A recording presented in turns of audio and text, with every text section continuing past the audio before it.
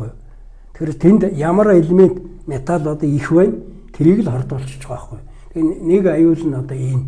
Тийм учраас бол хондоо бид нар одоо урааныг тэгээ хөндчихөө тэгээ хоргүй гэж ярих нь бол одоо бүр аюулт.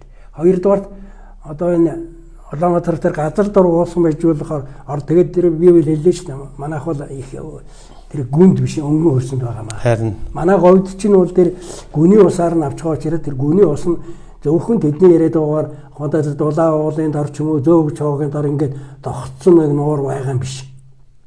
Манай гүний ус чинь ингээд одоо тэр гидроголын судалгаа хийсэн монгол хүмүүсээс очиад асуул да.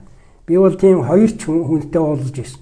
Улаанбаатархад тэр гидроголын судалгаа хийхэд тийм тогтсон ус нэгч байхгүй гэж байгаа юм. Тийм учраас л тэр одоо тэр 3 дугаар огийн аргалтын нутагт хийж байгаа тэр өрөмдлөгийн хорн тэр 70 км-ийн цаанаа цагаан далайн багтал тэр гаж одоо тэр нөгөө ботог тэр олон хөлтэй ишиг тэд чинь тэнд гарч байгаа шиг. Том далай байна гэсэн үг газрын дор. Гүг тэр нь уурсгал байхгүй. Ер нь бол далай бий. Одоо Оросууд 73 онд одоо би санаж байхад одоо Дорноговын дор тэр бор хөврийн гов гэдгийн дор Каспийн тэнгис байна гэж тогтоож ирсэн.